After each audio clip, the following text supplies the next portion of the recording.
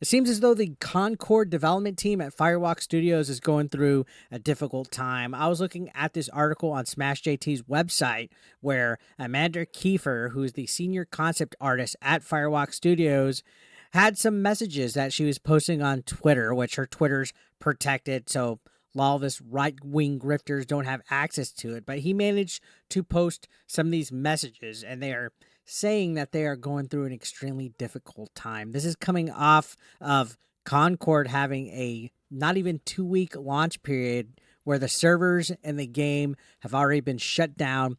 Sony's giving digital and physical refunds to anybody that's purchased this game. This is a game that Firewalk Studios and Sony invested 8 solid years on just for it to fall flat at launch and not even make a 2 week lifespan.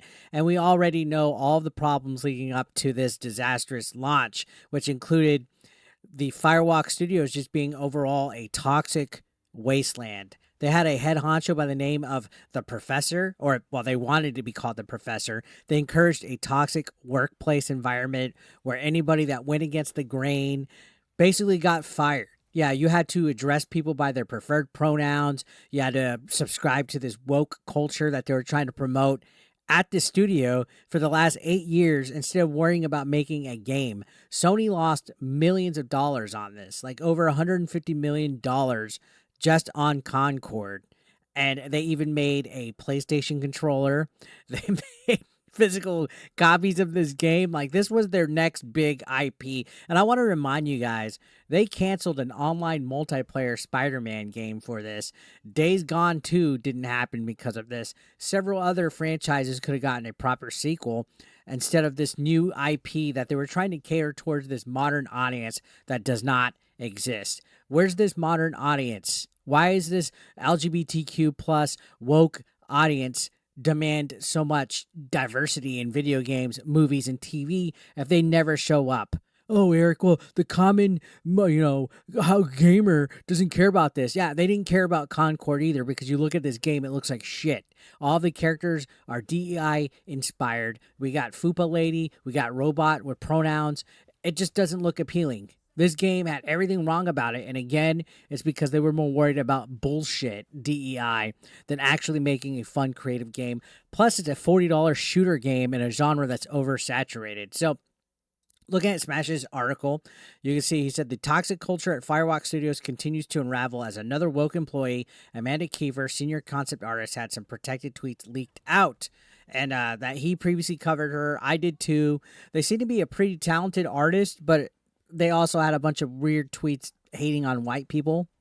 That seems to be the go-to, right? All these people, all these females hate men, especially if they're white. I have no idea, but she was basically going off, getting upset about people criticizing Silent Hill 2's remake, about the trailer, how the characters in the trailer looked, how this game looked like bullshit. And basically, she was promoting all her woke nonsense, attacking gamers. They all hate gamers, guys. Why are they working in the gaming industry? So, said she developed a reputation for vehemently attacking those who criticize upcoming games such as Silent Hill 2 Remake, and has even gone so far as to label dissenters as malicious. Her online persona paints a picture of a professional more interested in defending her ideologies than fostering an inclusive and welcoming gaming community. And again, that's all of them, guys.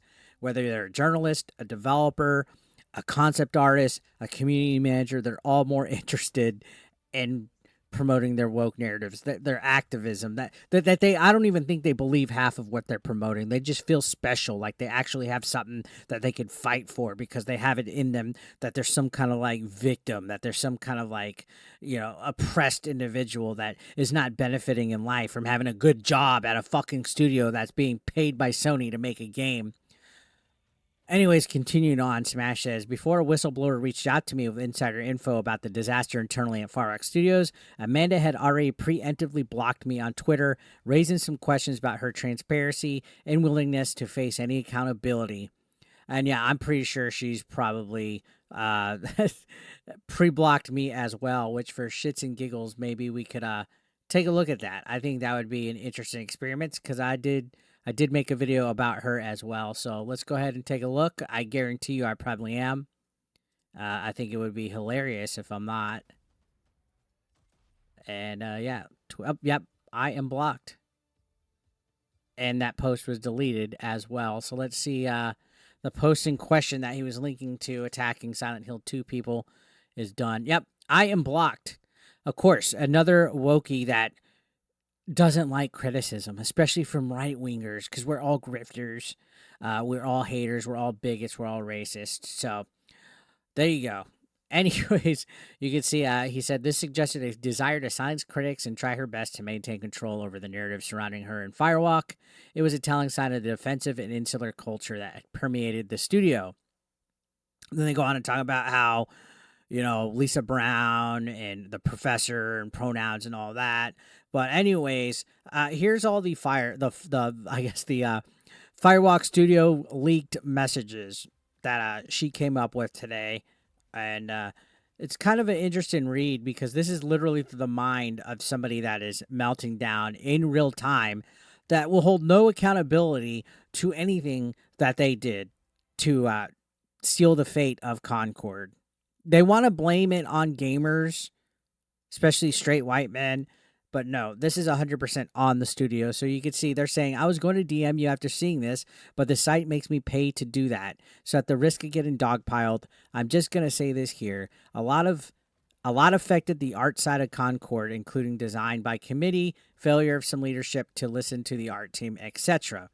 The character concept art team, including myself, is going through an extremely difficult time emotionally, and some on the team no longer want to work in games, design characters, or even do art anymore after this. Because of this, posts like yours, though understandable, are unfortunately ill-timed. So this is in response to an individual that actually wrote to them. So let me look at the article.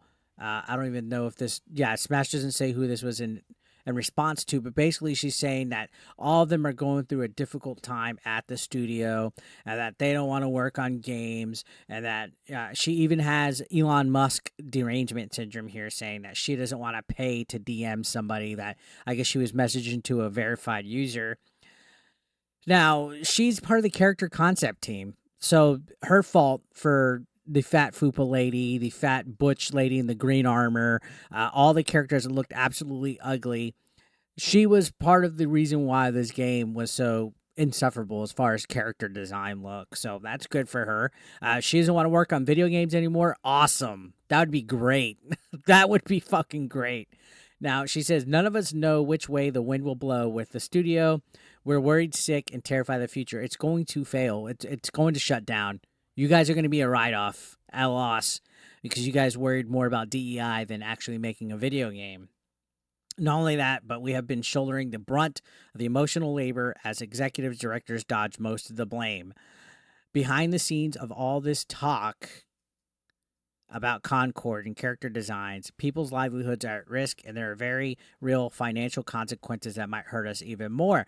I mean, you had fucking 8 years of development for this fucking game. Like, I'm not trying to be a dick, but you guys had 8 years of fucking development, and you wasted it on being fucking clowns. Continuing on, she says, that's just what I could say from our point of view.